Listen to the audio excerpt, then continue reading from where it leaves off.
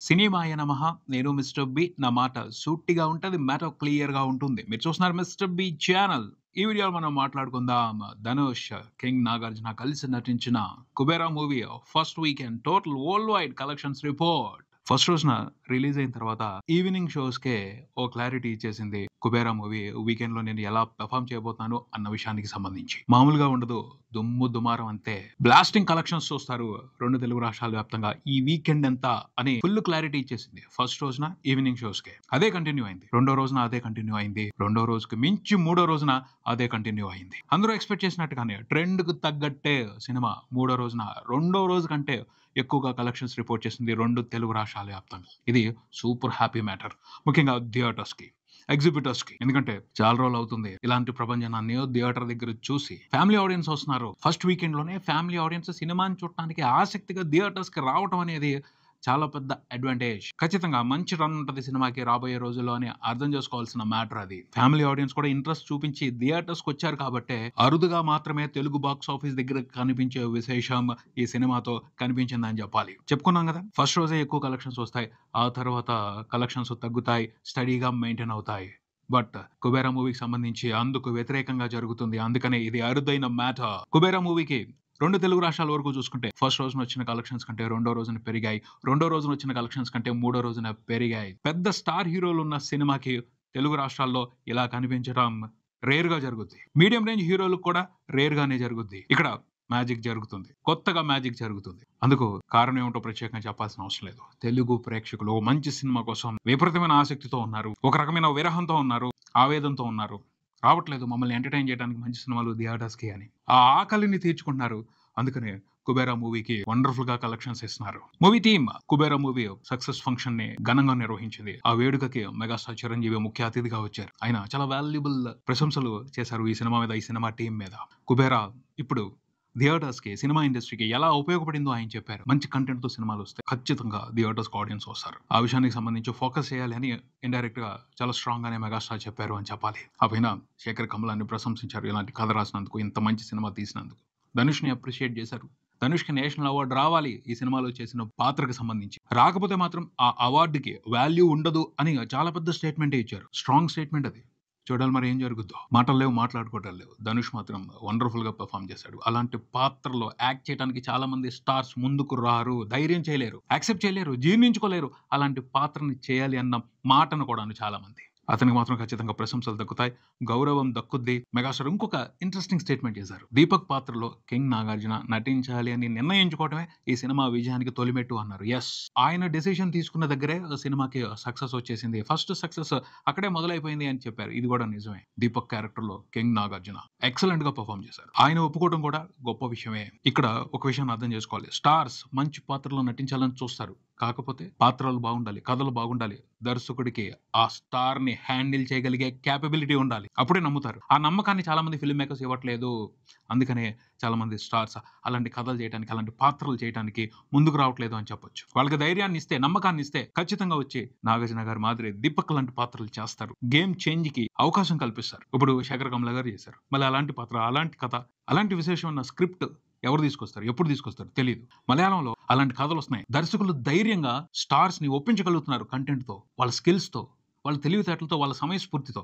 అందుకనే మోహన్ లాల్ లాంటి వాళ్ళు చిన్న సినిమాలు చేస్తూ కూడా, చిన్న బడ్జెట్‌లో సినిమాలు చేస్తూ కూడా పెద్ద పెద్ద హిట్‌లు కొడుతున్నారు. అలాంటి ధైర్యం ఇవ్వాలి మన స్టార్స్‌కి కూడా అని కింగ్ నాగార్జున దీపక్ పాత్ర చెప్తుంది. దీపక్ క్యారెక్టర్‌లో హీరోయిజం లేదు. రెగ్యులర్ హీరోయిజం లేదు.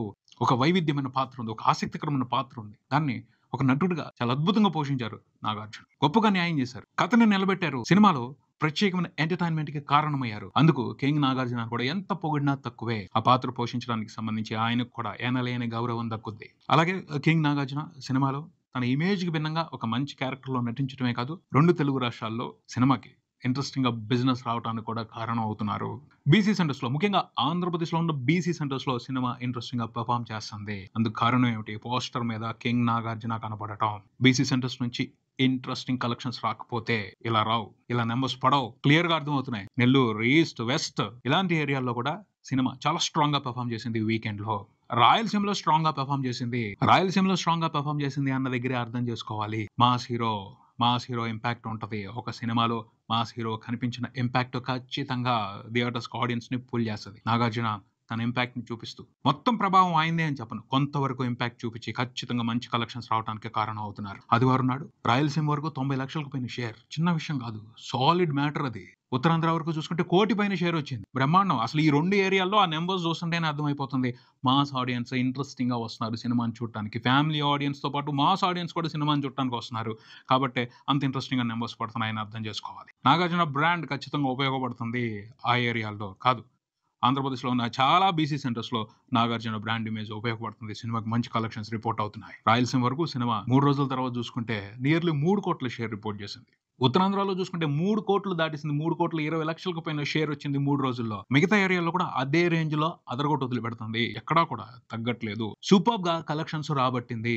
మూడో రోజున ఆంధ్రప్రదేశ్ వరకే కుబేరా మూవీ టోటల్‌గా రిపోర్ట్ చేసిన షేర్ చూసుకుంటే 4.5 కోట్ల వరకు ఉంది. తెలంగాణ నుంచి చూసుకుంటే 3,40,00,000 వరకు షేర్ రిపోర్ట్ చేసింది. రెండో రోజుతో పోల్చుకుంటే మూడో రోజున పెద్ద నెంబరే అది. ఆంధ్రాలో కూడా అదే జరిగింది. తెలంగాణలో ఒక 20 లక్షలు ఎక్కువ షేర్ వచ్చింది.